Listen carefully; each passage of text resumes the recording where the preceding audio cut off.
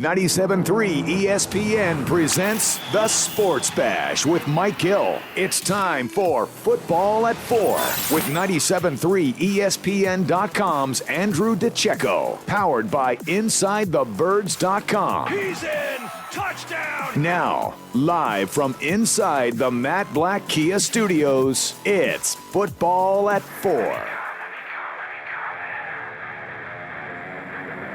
All right, Football at 4, powered by Inside the Birds podcast. Andrew DiCecco is our Friday guest. He joins us now. We'll get into the NFL, some updates on the NFL. Desean Jackson, we just told you from Adam Schefter, Desean Jackson meeting with an anti-Semitic group yesterday, meeting with a 94-year-old Holocaust survivor today. So, as Schefter's words, not mine, he's trying to educate himself. We got the text, the tweet this morning from Julian Edelman that said he and Jackson also have made plans to educate each other on each other's backgrounds. So it looks like Desean Jackson at least is making an effort, Andrew DiCecco. So are these some of the things that Jeffrey Lurie and the Eagles were hoping to see after they met the other day? Yeah, absolutely. And listen, you know, he's told he needs to be active in promoting equality, and you know he's taking those steps. I feel like they're really waiting before issuing a punishment. They really wanted to see Desean take that extra effort and see if he was going to take the measures, see what measures he was willing to go to kind of educate himself. You know, he spoke to the rabbi. He spoke to a rabbi. You know, Julian Edelman reached out to him, and they're going to be going to D.C. and that's exactly what you want to see from Desean. And I obviously saw what Adam Schefter just tweeted about meeting with a 94-year-old Holocaust survivor and a group against anti-Semitism. So I think he's doing everything that you would expect him to do. Words without action are meaningless, but he's putting actions behind his words. Yeah, I mean, it seemed that there was no definitive end game for Desean Jackson. Mm-hmm. This was more, how are you going to what will your actions be after this meeting? You show us that you want to be a part of this organization, because many people are saying, well, he's not educated on it. Well, the Eagles say, go educate yourself, and then we'll So the end game answer was not there, but it seems that he is trying to at least hold up his end of the bargain. So it seems that the Eagles now, the decision goes back to them. Is Desean Jackson doing enough to kind of suffice their meeting? Yeah, and that goes back to what we were talking about on Tuesday. Like I said, I never for 1 second thought that Desean Jackson was coming from a place of hate. I thought he was coming from a lack of understanding. And they pretty much said, like you were saying, go educate yourself then. And that's what he's done. He has all these different resources at his fingertips here, and people willing to reach out and work with him on these things. And he's definitely taking them up on that. And that has to make Jeffrey Lurie and company happy to see him take these steps. Marquise Goodwin and Malik Jackson also had words to say in comments on Instagram about this whole thing. Do you sense that maybe they will need to go through something as well, similar to Desean Jackson?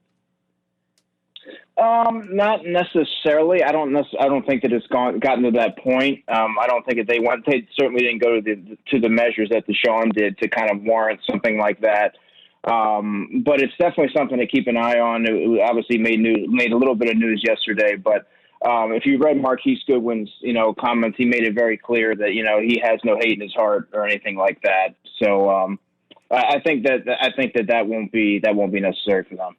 Andrew DiCecco, Football at 4, powered by the Inside the Birds podcast. And, of course, Andrew, you look at all of this stuff, the Eagles have a lot of distractions going on around them all of a sudden with this. Malik Jackson and Goodwin, I mean, it seems that everybody is just hoping to get to training camp. Where we stand on this Friday, how do you feel about the plan to get back to work? Well, there's a lot that needs to get kind of hashed out between now and then. Not besides an Eagles perspective. I mean, you saw that members of the NFL Management Council Executive Committee and the NFLPA Executive Committee, they had that call on Monday, and they're going to be working through a lot of pivotal issues such as testing protocols, report dates, opt-outs, compensation. Really important things. You don't have a lot of time to iron all that stuff out, so you really hope they can make some headway with those conversations on Monday, because you had 4 months or so to kind of really, get the ball rolling on a lot of these things. And it almost seems like they were just thinking that this was going to go away, or that they would, it wouldn't be that big of a deal. But, there's many things that play here, and it almost feels like they're fumbling the baton as they're getting closer to the finish line. Yeah. Now, an interesting thing came out today from a couple of teams. One, the Jacksonville Jaguars, who said 25% capacity will be for each home game this year. I saw the Bengals saying there will be no tailgating in the lots, but it does seem that the NFL has said fans, when they're allowed, they will be required to wear face coverings indoors. So, are we starting to get that sense and the feeling that the NFL not only wants to kick off, but they want fans in some capacity, no pun intended, to be there when they kick off? Yeah, there's no question that the NFL, they want to get this thing started on time. They want at least some fans in the stands, and I think they're starting to see that, 25% is likely going to be, what you're going to be dealing with for these games. I don't see that teams being able to, hold, 50%, upwards of 50% of their capacity, given the situation. So it's good to see that they're taking these measures and they have all these protocols in place. Now it's working. Now it's like fine tuning, the other issues, such as like the report dates. And, I think you might actually see some players that, don't feel comfortable going through this and may look to opt out for this season. And, you saw what the NFLPA said that, because of the loss of revenue, they were suggesting that proposing that players, sacrifice 35% of their salary, but which is kind of, absurd considering they're the ones assuming all the risks. So there's a lot of things that really need to be sorted out here before we can even get to July 28th. Yeah, now Pete Carroll came out today. He said he wouldn't mind if the teams pushed back training camp, and I guess that would somewhat be predicated on if there was no preseason. I guess they would almost be hand in hand. Push back training camp, take out the preseason. We'll start a little bit later. Play no preseason or play only two, but move those two back and start camp. So it seems that there's still some thought that on July 28th, when they want camp to start, that might not happen. Yeah, Mike, as we get closer to that date, it's starting to become more likely, to me at least, that there may not be a preseason, because there's so many different things that still need to get hashed out. And, I don't know that there's enough time to get all that sorted out between now and then. It just seems like a big, like a rush here. So I think that they could just do away with the preseason altogether, push back training camp, like you said, and, have more time to, practice and get healthy and have their protocols in place and, really focus on the season. You mentioned that some players might opt out once things start to move forward. Donovan Smith, left tackle of the Buccaneers, who will be protecting Tom Brady, said that it might not be worth the risk. And I wonder if one person does come out and officially opt out, will that start a snowball effect similar to what you're seeing in baseball? Buster Posey was the most recent one to opt out. I think it could, Hunter, actually. There's actually some college players that I can see, some prominent college players that might not want to enter the draft, may not want to play this season because they have the draft, kind of looming, and they don't necessarily want to take that risk of playing this season. I think you're going to see that with the NFL. Like one player may decide that it's not worth the risk, putting their families in compromising positions, and then you could see other players kind of follow suit. I think a lot of it's going to have to do with how baseball and the NBA, how they're able to work through this issue in the coming weeks. But I think it's a significant possibility that a lot of guys might go that route, especially once you hear what comes from that Monday call. Yeah, I do want to get your take, because I know you are big on covering the college players and the combine and that kind of stuff. The college game and the effect this might have on the NFL moving forward, and that not having college or condensed college seasons. The NFL is probably not concerned about that right now, but is that something that could also be a big impact for the football season? It's going to be a huge impact, because if I'm not mistaken, I think the Ivy League has actually moved their season to the spring. They haven't announced that yet, but they are considering playing in the spring, but they have canceled the fall. Right. They've canceled the fall, and I kind of see the NCAA as a whole. I kind of see them pushing back the season, and it's going to affect. Then all of a sudden it becomes, well, okay, you push back the season, then what becomes of the Senior Bowl and the East West Shrine Bowl and the Combine and the draft, and that's kind of something that you really haven't thought of, and I don't even know how that would even work. But it's. Right now, everything is slated to be on time, but I don't even know. There's a lot of things that need to occur before you even get to the NFL draft, and it's kind of up in the air right now. Yeah, I mean that could be another trickle down effect to the NFL if there is no college season. I mean, absolutely. What would you? I mean, right now, what percentage chance do you see a college football season happening? Man, to be honest, I think as we get closer and you kind of see how things are starting to shake out and cases rise, and I think it could be 50-50 right now, to be honest with you. I mean, I could see it very, very easily going either way. And, let's say the season does start on time. I don't know that they finish the season. That's going to be the problem, because then it's going to coincide, like the NFL season, obviously it's going to coincide with flu season. And then it becomes, unfamiliar territory. Then what happens? Geez, you're in a very, you know what I mean? Yeah. I mean, I'm just thinking about okay, the Big Ten is not playing conference games. And then, like today here locally, high school football has been pushed back to October now. So they've already cut 1 month out. What if the Big Ten or college football, they all say, you know what, we don't think we can get ready by September. We're going to start in October. And you only play, 6 games instead of 10. And then that doesn't, it's just a trickle-down effect that is unrealistic. But, some people would say, well, why could the NFL play and not college? I mean, that is tied to really the school, right? I mean, that's where the big difference is the professionals are getting paid where the college kids are tied to the university. Yeah, exactly. There's different things at stake here. College players are not getting paid. But you did mention something interesting. Let's say they do play 6 games. Well, 6 games, and then they shut it down. They have to shut it down, or whatever. If they start in October and then they play a handful of games, well, that's better than nothing. Some of these guys, their draft stock is riding essentially on this season in some cases. So I think some sort of college football play. I just don't know if it'll be a full slate of games this season. And if you do start in October, like we were saying, that's kind of when flu season really starts to kick in, and then what happens if the cases spike again? Do you just call the season? Do you just or what do you do? It's really just strange times, and starting in October, I don't know that's plausible.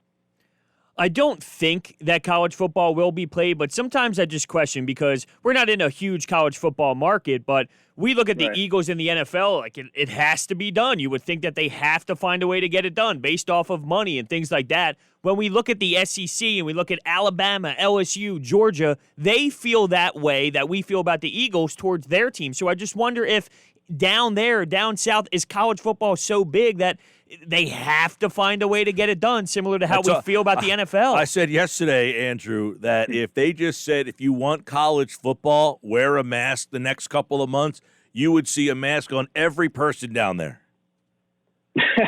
Yeah, college football is a way of life down there for sure, especially when you see their recent history and the quality of play.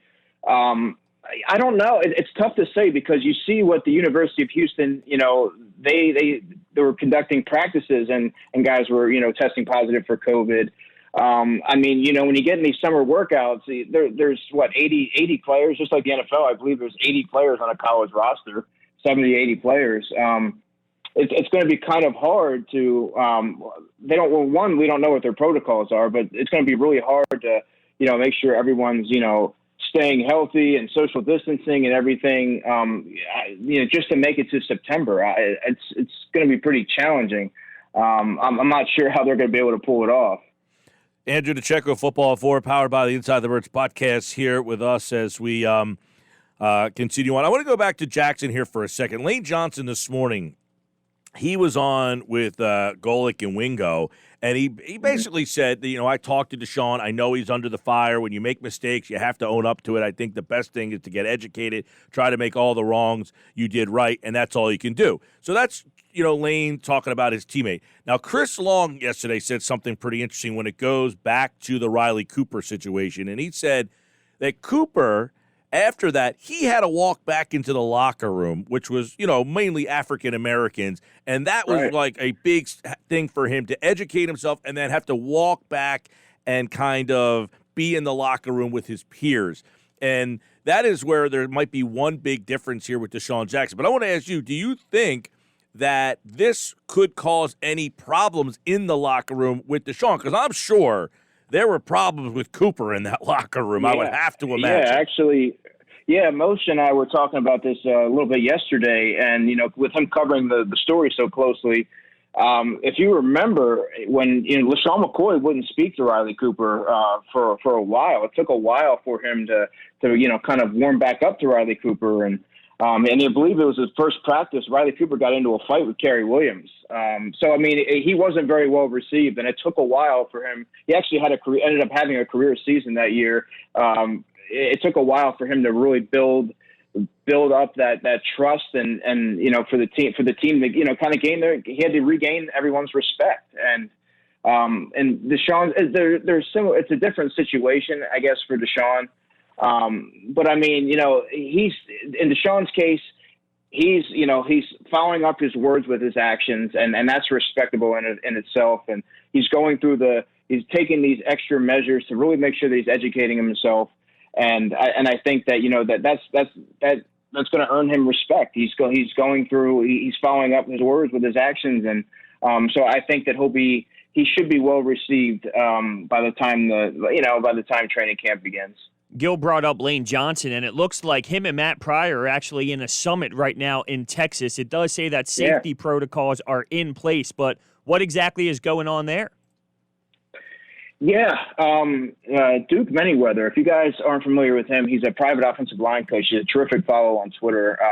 But they're doing there's something where they watch film and then they go through walkthrough type on field drills, and Teron Armstead's there, Laramie Tunsil's there, a lot of offensive linemen are there. Eric McCoy from the Saints. What I found really interesting about this, Hunter, is the kind of procedures that they have to go through because of the uniqueness of COVID. They have to sign a liability waiver. They got to get their temperatures taken at the front desk. The ballroom that they sit in will, they typically seat the tables that seat 8. Well, now they're going to seat 4. The tables are going to be staggered 10 feet apart. So they're doing these different things to get it, to make sure they can run it smoothly. But it's kind of interesting to see the measures that they're willing to take, in order to get this thing off. I think they got a long way to go, don't you? I think they have a long way to go, man. Long way. And don't you think the players feel they have a long way to go? And you kind of sense that, Mike, when you see some of the quotes that are coming out. You saw what Malik Jackson said. He's like, I can't sack a quarterback, 6 feet away, and you start to see the concern. Even Malcolm Jenkins, I believe it was a month or so ago, maybe it was 2 months ago, when he expressed concern. Players are assuming all the risks here, and I think that there's so much uncertainty here with the virus, and there's not all the protocols aren't in place yet, so there's going to be a lot of there's going to be some nervous players out there, and that's kind of leads back to what I was saying. I think you could see some potential opt-outs once you see, kind of how that's all going to work after that Monday call. So the Eagles signed Quez Watkins. What does this exactly mean for the team? I know people tried to put that together with Desean Jackson news, but what does that mean for him and the team? To echo what Jeff said, those two had nothing to do with one another. Quez Watkins is, he was a late round pick. He's going to have an opportunity for a roster spot. He's going to have an uphill battle for a roster spot, I should say. He's going to be in that battle with, Greg Ward, John Hightower, and Marquise Goodwin, perhaps, for that slot, for that role. But he's a raw player. He's probably would be best served from spending a season on the practice squad. But it's good to see him get that contract signed, or now he can focus on, you can focus on preparing yourself for training camp if and when that happens. But he has an uphill battle to make the roster. I'll leave you with this. John Clayton was on with us on Wednesday, and he mentioned that Clowney's price is going down. One of the reasons is he was offered $17, $18 million from the Dolphins and the Browns, and he says that they're not good enough teams. He wants to play for a good team, and if he's willing to take 1 year, $9 to $10 million, is that an attractive enough number for Howie Roseman? And the caveat was, if you sign him to a 1-year deal and he leaves, you get that third-round comp pick most likely if he walks out the door. So if that's the number, $9 to $10 million for a year, should the Eagles be interested? Yeah, I think you have to be for $9 or $10 million. I think that would be a steal. I think that if the price is right, I think that the Eagles will be an attractive destination for him. I think it'll be a good marriage. But I think what the Eagles would like to do in a perfect world is get a long look at their defensive linemen, the Josh Sweats, the Sharif Millers, the Jannard Avery, who they traded a 4th-round pick for last season, really see where they're at in their development throughout the summer before. I don't anticipate Jadeveon Clowney signing, within the next month or so. I kind of think he'll be an August addition for a team, once teams really assess what they have and don't have. But I think the Eagles would really like to see what they have on the defensive line before, before adding another player to the position. But, if they've shown anything, they place an added emphasis on the defensive line. So that would be the place where they would add. All right, Andrew DiCecco, Football Forward, powered by the Inside the Birds podcast. And, of course, Andrew's back on Tuesday. Now, we didn't ask you Tuesday. Broads wore a T-shirt that he bought on the street at a Phillies game. Do you buy the T-shirt from the street vendor, the knockoff? Bros, I'm with you, man. I'm not going to knock it because you know what? I think we've all gotten a shirt or two from the street vendors. I like the Bash Brothers shirt. I kind of liken that to the Mighty Ducks, Portman and see, and that's Fulton. went. I went Mighty Ducks. Right. But yeah, man, I'm with you. I'm not gonna knock it because I've done it before. You got it. Do you have them still? Do you wear them? No, actually, I can understand if you say it was a drunk. Whoa. If he said it was a drunk purchase and that's it, you wore it the one night, but he rocked it to work. I defended why I had to wear it. My laundry is really low, and at my new house, the washer and dryer is not set up yet. This is a perfect reason on why I wore it. I said that's a fair reason. Fair. My point is, question is, yeah. After you wash it, is the shirt still intact? Does it fit? Because my past experience, you give that 2 wears. And that shirt's pretty much history, man. Like you can't read anything on the shirt anymore. It's shrunk. Yeah, no, that's true. It is in the pile of like my hangout around hangout around the house or like go to sleep in it type shirts. You got a all right. That's fair, man. Do you have a happy hour Friday IPA for us? Of course. I think I'm going with Cloudy and Cumbersome from Levante Brewing. Ooh. It's kind of fitting for the weather that we have right now. All right, Andrew DiCecco at DiCecco NFL, Football at 4 here on the Sports Bash. Have a great weekend, man. Guys, take care. All right, he'll be back Tuesday. Great stuff.